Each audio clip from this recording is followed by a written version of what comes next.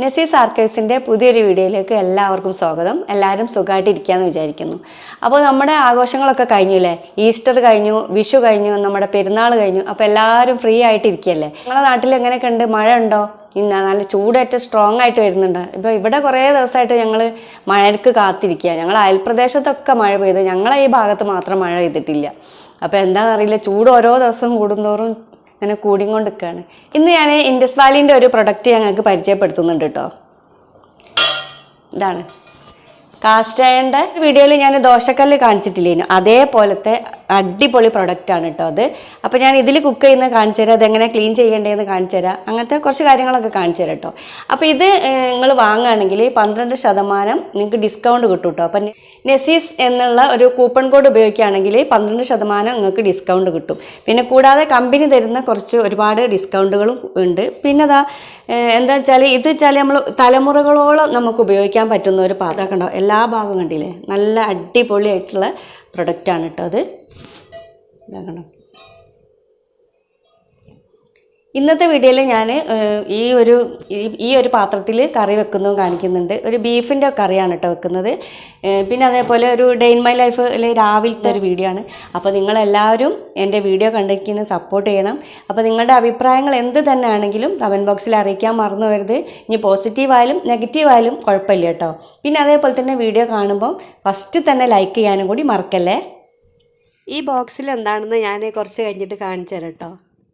Indus വാലിക്കാരുടെ ഈ ഒരു സാധനം വരുന്ന ബോക്സ് ഉണ്ടല്ലോ, അത് നല്ല യൂസ്ഫുൾ ആണ് കേട്ടോ. ഒന്നും കേടുവരില്ല, നല്ല ഉറപ്പുള്ള ബോക്സാണ്. അപ്പോൾ നമുക്ക് സാധനങ്ങളൊക്കെ സ്റ്റോർ ചെയ്യാനൊക്കെ പറ്റും. ഈ ഒരു കടായി സീസണിങ് കഴിഞ്ഞിട്ട് വരുന്നതാണ് കേട്ടോ. അതുകൊണ്ട് തന്നെ നമ്മൾ എക്സ്ട്രാ ഇതിന് സീസണിങ് ചെയ്യേണ്ട കാര്യങ്ങളൊന്നുമില്ല. അപ്പോൾ ഇതേപോലെ നമ്മൾ പാത്രം കഴുകുന്ന ലിക്വിഡ് ഒഴിച്ചിട്ട് ഒരു 2-3 വട്ടം ഒന്ന് കഴുകിയെടുത്താൽ മതി. പിന്നെ അങ്ങനെ തന്നെ പെട്ടെന്ന് ക്ലീൻ ആയിക്കോളും. പിന്നെ അത് നല്ലോണം വെള്ളമൊക്കെ നല്ലോണം തുടച്ചിട്ട് വേണം കേട്ടോ നമ്മൾ അടുപ്പത്ത് വെക്കാൻ. കാരണം അത്യാവശ്യം വെയിറ്റുള്ള ഒരു പാത്രമാണിത്. അതുകൊണ്ട് പിന്നെ ഗ്യാസ് നമുക്ക് ഒരുപാട് പോകുന്ന പോലെ തോന്നും. പിന്നെ ഒരു കാര്യം എന്താ വെച്ചാൽ, ഈ നമ്മൾ സാധാരണ ചട്ടിയിലൊക്കെ വെക്കുന്ന പോലെ തന്നെയാണ് കേട്ടോ. അപ്പോൾ ഈ കുറഞ്ഞ കുക്കിംഗ് സമയം മതി. ആ ഒരു പാത്രത്തിന് നല്ല ചൂട് വരുന്നതിനോണ്ട് തന്നെ ലാസ്റ്റ് ഭാഗമാകുമ്പോൾ നമുക്ക് തീ ഓഫ് ചെയ്താൽ കുറച്ച് കുക്കിംഗ് ആ അടുപ്പത്തുനിന്ന് തന്നെ ആയിക്കോളൂ കേട്ടോ, തീയില്ലാതെ. പിന്നെ ആ ഒരു പാന് നന്നായി കഴുകി തുടച്ചതിന് ശേഷം ഞാൻ അടുപ്പത്ത് വെച്ച് ചൂടാക്കിയിട്ടുണ്ട്. അതിലേക്ക് ഞാൻ കുറച്ച് വെളിച്ചെണ്ണ ഒഴിച്ച് കൊടുത്തിട്ട് ഒരു ഉള്ളിൻ്റെ പകുതി എടുത്തിട്ട് ഇതേപോലെ അരിഞ്ഞിട്ടൊന്ന് ചെറുതായിട്ടൊന്ന് വഴറ്റിയെടുക്കാം കേട്ടോ. അപ്പോൾ അങ്ങനെ ആവശ്യമൊന്നുമില്ല, എന്നാലും നമ്മളൊരു മനസ്സമാധാനത്തിന് വേണ്ടിയിട്ട് അങ്ങനെ ചെയ്തതാണ്. ഇപ്പോൾ വഴറ്റിയിട്ടുള്ള ആ ഉള്ളി ആ പാത്രത്തിൽ നിന്ന് മാറ്റിയതിന് ശേഷം ഞാൻ വീണ്ടും നമ്മളെ ബീഫ് ഒന്ന് കറി വെക്കാൻ വേണ്ടിയിട്ട് ഇതിലേക്ക് ഉള്ളി ഇട്ട് കൊടുത്തിട്ടുണ്ട് കേട്ടോ. അപ്പോൾ ഒരു 1.5 ഉള്ളിയാണ് കേട്ടോ ഞാൻ എടുത്തിട്ടുള്ളത്. അത് ഇതേപോലെ ചെറുതാക്കി അരിഞ്ഞത് ഒന്ന് വഴറ്റിയെടുക്കുന്ന സമയത്ത് ഞാൻ കുറച്ച് വെളുത്തുള്ളി ഇഞ്ചിയും കൂടി ഇതേപോലെ ഒന്ന് ചതച്ച് ചേർത്തിട്ടുണ്ട്. എനിക്ക് തീരെ ഇഷ്ടമല്ല കേട്ടോ പേസ്റ്റ്, ഇഞ്ചി വെളുത്തുള്ളിൻ്റെ പേസ്റ്റ്. എനിക്ക് എപ്പോഴും ഇഷ്ടം ഇങ്ങനെ ചതച്ചിട്ടിടുന്നത് തന്നെയാണ്. പിന്നെ ഒരു 2 വലിയ തക്കാളി ഇതേപോലെ ചെറുതാക്കി അരിഞ്ഞത് ചേർത്ത് കൊടുത്തിട്ടുണ്ട്. പിന്നെ 2-3 പച്ചമുളക്, കുറച്ച് കറിവേപ്പിൻ്റെ ഇല എന്നിവ കൂടി ഇട്ടിട്ട് നല്ലോണം ഒന്ന് വഴറ്റിയെടുക്കുകയാണ്. പിന്നെ അതിലേക്ക് കുറച്ച് പൊടികൾ ചേർത്ത് കൊടുക്കണം. അപ്പോൾ പിന്നെ തീ വളരെ ലോ ഫ്ലെയിമിലേക്ക് ആക്കണേ. പിന്നെ പാകത്തിനുള്ള മഞ്ഞൾപ്പൊടിയും മല്ലിപ്പൊടിയും പിന്നെ അതേപോലെ ഈ കുരുമുളക് പൊടി. ഞാനിത് അവിടെ മുളക് പൊടി ചേർക്കുന്നില്ല കേട്ടോ. ബീഫ് കറി വെക്കുമ്പോൾ ഞാൻ അധികവും ഈ മുളക് പൊടി ചേർക്കലില്ല. പിന്നെ കുറച്ച് പെരിഞ്ജീരകത്തിൻ്റെ പൊടിയും കുരുമുളക് പൊടി നമുക്ക് കുറച്ച് എത്രയാണോ നമുക്ക് എരിവ് ആവശ്യം അതിനനുസരിച്ചിട്ട് ഇട്ട് കൊടുത്താൽ മതി. പിന്നെ ഈ പാനിൽ വെച്ചിട്ട് വഴറ്റിയിട്ട് ഉണ്ടാക്കുന്നതിനെ കൊണ്ട് തന്നെ ഞാൻ ബീഫ് നേരത്തെ തന്നെ കുക്കറിൽ വെച്ചിട്ട് കുറച്ച് മഞ്ഞൾപ്പൊടിയും കുറച്ച് കുരുമുളക് പൊടിയും പാകത്തിനുള്ള ഉപ്പും കൂടി ചേർത്തിട്ട് ഒന്ന് വേവിച്ചെടുത്തിട്ടുണ്ട്. ബീഫൊക്കെ ഇട്ട് നന്നായി ഇളക്കി കൊടുത്തതിന് ശേഷം പിന്നെ അതിലേക്ക് കുറച്ച് തിളച്ച വെള്ളം ഒഴിച്ച് കൊടുത്തിട്ട് വേവിക്കാനായിട്ട് മാറ്റി വെച്ചിട്ടുണ്ട് കേട്ടോ. അതൊന്ന് മൂടി വെച്ചിട്ടാണ് വേവിക്കുന്നത്. പിന്നെ ഇടയ്ക്കിടയ്ക്ക് അതൊന്ന് ഇളക്കി കൊടുക്കണം കേട്ടോ, അല്ലെങ്കിൽ ഈ ഇരുമ്പിൻ്റെ ചട്ടിയാണെങ്കിലും നല്ല തീയിലൊക്കെ ആകുമ്പം അടി പിടിക്കാനുള്ള സാധ്യത ഉണ്ട്. അപ്പോൾ പിന്നെ നമ്മുടെ പാത്രവും കേടുവരും, കറിക്ക് ടേസ്റ്റും കുറയും. നൈസ് പത്തിരിയാണ് കേട്ടോ ഞാൻ ചുട്ടെടുക്കുന്നത്. അപ്പോൾ കൂടുതലും ഇവിടെ മക്കളൊക്കെ ഉള്ള സമയത്താണ് കേട്ടോ നൈസ് പത്തിരി ചുട്ടെടുക്കുക. അധികം കാക്ക് ഇഷ്ടം കട്ടിപ്പത്തിരിയാണ്. അപ്പോൾ അധികം വേഗം ഞാൻ അതാണ് എനിക്ക് എളുപ്പവും കട്ടിപ്പത്തിരി തന്നെയാണ് കേട്ടോ. അപ്പോൾ 2-3 എണ്ണം ഒരേ സമയത്ത് തന്നെ വേവുമല്ലോ, ഇതേപോലത്തെ വലിയൊരു പാനുള്ളതിനുകൊണ്ട്.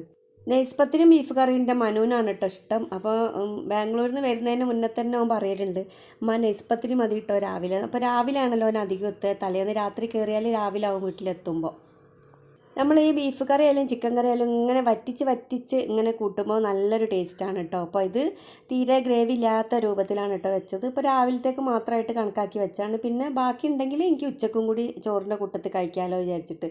പിന്നെ അതാ നമ്മൾ ഇരുമ്പിൻ്റെ പാത്രത്തിൽ എപ്പം കുക്ക് ചെയ്യുമ്പോഴും ശ്രദ്ധിക്കേണ്ട ഒരു പ്രധാന കാര്യം എന്താ വെച്ചാൽ, നമ്മൾ കുക്ക് ചെയ്തതിന് ഉടനെ തന്നെ അത് വേറെ ഒരു പാത്രത്തിലേക്ക് മാറ്റിയിട്ട് അത് കഴുകി തുടച്ചിട്ട് വെക്കണം കേട്ടോ. ആ ഒരു പാത്രം അങ്ങനെ നമ്മൾ നല്ല സൂക്ഷിച്ച് ഉപയോഗിച്ചാൽ മാത്രമേ ഉള്ളൂ ഒരു പോറൽ പോലും ഏൽക്കാതെ അല്ലെങ്കിൽ ഒരു വൃത്തികേടൊന്നും ആവാത്ത രീതിയിൽ അത് നമുക്ക് കുറേ കാലം യൂസ് ചെയ്യാൻ പറ്റുള്ളൂ.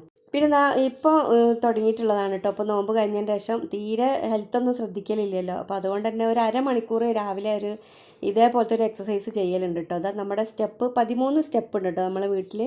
ഫസ്റ്റത്തെ ദിവസം ഞാൻ 5 പ്രാവശ്യമാണ് കേട്ടോ സ്റ്റെപ്പ് കയറിയത്. അപ്പോൾ പിറ്റേത്ത് ഒരു 6, അതിൻ്റെ പിറ്റേന്ന് 7, അങ്ങനെ കൂട്ടി കൊണ്ടുവരിക കേട്ടോ ചെയ്യുന്നത്.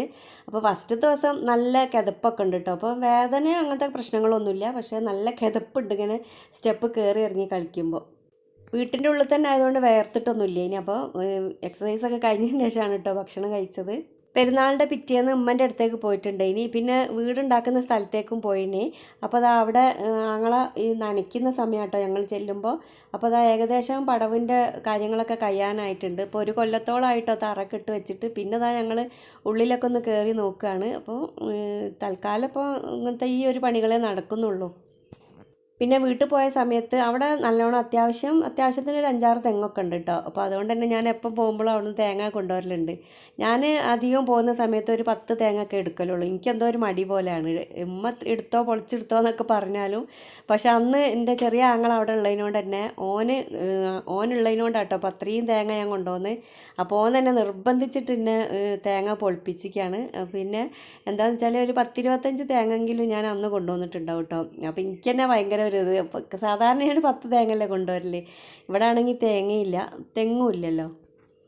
പിന്നെ അതൊക്കെ കഴിഞ്ഞ് രാവിലത്തെ കാര്യങ്ങളൊക്കെ കഴിഞ്ഞതിന് ശേഷം ഞാനിതാ പിന്നെ ഒന്ന് പുറത്തേക്ക് പോകേണ്ട ആവശ്യമുണ്ട് കേട്ടോ. അപ്പോൾ മൂത്താപ്പൻ്റെ മോളുണ്ടല്ലോ ബേബിത്ത എന്ന് പറഞ്ഞിട്ടുള്ള ഒരു ബ്യൂട്ടീഷ്യനാണെന്ന് ഞാൻ പറഞ്ഞിട്ടില്ലേ മുമ്പത്തൊക്കെ വീഡിയോയിൽ. അപ്പോൾ അത് അവരുടെ കൂടെ ഒന്ന് ചുറ്റാൻ പോകാനുണ്ട് കേട്ടോ. അപ്പോൾ കുറച്ച് 1-2 സാധനങ്ങളൊക്കെ വാങ്ങാനും ഉണ്ട്. അങ്ങനെ ഞാൻ ബസ്സിൽ പോവുകയാണ്. അപ്പോൾ മാനാഞ്ചിറ എത്താമെന്ന് പറഞ്ഞിട്ടുണ്ട് കേട്ടോ ഇത്താത്ത. അപ്പോൾ അവിടെ എത്തി ഇത്താത്തയും ഞാനും കൂടി നേരെ ഇത്താക്ക് ചെറിയൊരു പാർലർ ഉണ്ട് കേട്ടോ വീട്ടിൽ തന്നെ. അപ്പോൾ അവിടേക്ക് വേണ്ടിയിട്ടുള്ള സാധനങ്ങളൊക്കെ വാങ്ങാൻ വേണ്ടി പോകുന്നതാണ്. അപ്പോൾ അവിടെ ഒരു ഹോൾസെയിലായിട്ടൊക്കെ കൊടുക്കുന്ന ഒരു കടയിലേക്കാണ് കേട്ടോ എത്താത്ത പോയത്. ഞാൻ ആദ്യമായിട്ടാണ് കേട്ടോ അങ്ങനത്തെ സ്ഥലമൊക്കെ കാണുന്നത്. കാരണം ബ്യൂട്ടീൻ്റെ സാധനങ്ങളും അങ്ങനത്തെ ഒന്നും ഞാൻ എന്തായാലും ഉപയോഗിക്കലും ഇല്ല, വാങ്ങലും ഇല്ലല്ലോ. അപ്പോൾ അതുകൊണ്ട് ഇത് കണ്ടപ്പോൾ എനിക്ക് ഭയങ്കര കൗതുകമായിട്ടോ. അപ്പോൾ അവിടുത്തെ സ്റ്റാഫ് പറഞ്ഞ് ഈ ബ്യൂട്ടീഷ്യന്മാരാണ് കൂടുതലും, ഒരു 99% ബ്യൂട്ടീഷ്യന്മാരാണ് ഇവിടെ സാധനങ്ങൾ പർച്ചേസ് ചെയ്യാൻ വരില്ലെന്ന് പറഞ്ഞ്.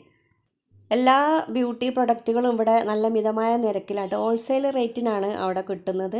പിന്നെ സ്ഥിരമായിട്ട് അവിടുത്തെ കസ്റ്റമേഴ്സ് ഉണ്ടാവില്ല, അപ്പോൾ അവർക്കൊരു എക്സ്ട്രാ ഡിസ്കൗണ്ടും ഉണ്ട് കേട്ടോ. ഞാനൊരു 2-3 സാധനം വാങ്ങിയപ്പോൾ എനിക്ക് ഒരു നോർമൽ ഡിസ്കൗണ്ട് ആട്ടോ തന്നത്. പക്ഷേ ഇത്ത അവിടുത്തെ സ്ഥിരം കസ്റ്റമർ ആയതുകൊണ്ട് തന്നെ പ്രത്യേകമായിട്ടുള്ള ഒരു പിന്നെ ബില്ലും അവർ കൊടുത്തിട്ടുണ്ട് കേട്ടോ. നല്ലോണം കുറവുണ്ട്. പിന്നെ നമ്മൾ ബ്യൂട്ടി പാർലർ തുടങ്ങാൻ ആവശ്യമായിട്ടുള്ള എല്ലാ എക്യുപ്മെൻറ്റ്സും അവിടെ ഉണ്ട് കേട്ടോ. അപ്പോൾ എനിക്ക് ശരിക്കും അത്ഭുതമായിട്ടോ അവിടുത്തതൊക്കെ കണ്ടിട്ട്. കാരണം ഒരു ലിപ്സ്റ്റിക്ക് പോലും ഞാൻ ഉപയോഗിക്കലില്ലല്ലോ. അപ്പോൾ ഞാനവിടെ ചെന്നപ്പോൾ പൂച്ചക്ക് പൊന്നൊരുക്കുന്നോടത്ത് എന്താ കാര്യം എന്ന് പറഞ്ഞ പോലെ ആയിപ്പോയി. ഞാനിത് ഫുള്ളും അന്തം വിട്ട് നോക്കിക്കഴിഞ്ഞു അവിടുത്തെ സാധനങ്ങളൊക്കെ. പിന്നെ അതൊക്കെ കഴിഞ്ഞ് ഇത്ത പറഞ്ഞിട്ടുണ്ട് ഇനി നല്ലൊരു അടിപൊളി കഞ്ഞി കുടിക്കുന്ന സ്ഥലമുണ്ട്. എന്തായാലും ഉച്ചയായി, നമ്മളെന്തായാലും ചോറുന്നാണല്ലോ. അപ്പം നന്ന് വെറൈറ്റി ആയിട്ട് നമുക്ക് കഞ്ഞി കുടിക്കാമെന്ന് പറഞ്ഞിട്ട് അവിടെ അങ്ങനെ പോയതാട്ടോ. അപ്പോൾ നല്ല അടിപൊളി കഞ്ഞിയാണ്, വെറൈറ്റി കഞ്ഞികളുണ്ട് കേട്ടോ അവിടെ. അപ്പോൾ ഞാൻ അതിൻ്റെ ഒരു ചെറിയൊരു ഷോർട്ട് വീഡിയോ ഇട്ടിട്ടുണ്ട് കേട്ടോ. ഇൻസ്റ്റയിലും ഇട്ടിട്ടുണ്ട്, നമ്മളെ യൂട്യൂബിലും ഇട്ടിട്ടുണ്ട്. അപ്പം താല്പര്യം ഉണ്ടെങ്കിൽ ഒന്ന് കണ്ടു നോക്കി കുറച്ചും കൂടി ഡീറ്റെയിൽ ആയിട്ട് അതിൽ കാണിക്കുന്നുണ്ട്. അന്ന് ഫുള്ള് ഓട്ടോയിലാണ് കേട്ടോ കറക്കം. പിന്നെ ഞങ്ങൾ നെസ്റ്റോയിൽ വന്നിട്ടുണ്ട്. പിന്നെ അവിടെ തൊട്ടടുത്ത് തന്നെയല്ലേ ഗോകുലം മാള്. അപ്പോൾ അതൊക്കെ കഴിഞ്ഞ് പിന്നെ നല്ലൊരു കാസറോൾ കണ്ടിട്ടോ ഞാൻ. 4 എണ്ണമുള്ള പീസിന് 999 റുപ്യാണ്. പക്ഷേ 4 1 മാത്രമേ വലുതുള്ളൂ, ബാക്കിയൊക്കെ ചെറുതാണ്. അപ്പോൾ എല്ലാം കൂടി വാങ്ങേണ്ട അത്യാവശ്യം ഇല്ലാത്തതിനോണ്ട് ഇപ്പോൾ ഞാൻ കുറേ നേരം നോക്കി. എനിക്ക് ഇഷ്ടപ്പെട്ടിട്ടുണ്ട് കേട്ടോ, നല്ല രസമുണ്ടായിരുന്നു സാധനം. പിന്നെ ഭക്ഷണമൊക്കെ കഴിച്ച് ഇത്താ പിസയും പിന്നെ അതേപോലെ ബ്രോസ്റ്റഡൊക്കെ വാങ്ങിയിട്ടുണ്ടേനി. അതൊക്കെ കഴിഞ്ഞ് തിരിച്ചു പോകുന്നു കേട്ടോ. പിന്നെ അത് ഞങ്ങൾ വിഷുവിൻ്റെ അന്ന് ഉണ്ടാക്കിയ ചെറിയൊരു സദ്യയാണ്. ഇന്നത്തെ വീഡിയോ ഇത്രയേ ഉള്ളൂ. അടുത്ത് തന്നെ നല്ലൊരു വീഡിയോ ആയിട്ട് വരും. Thanks for watching.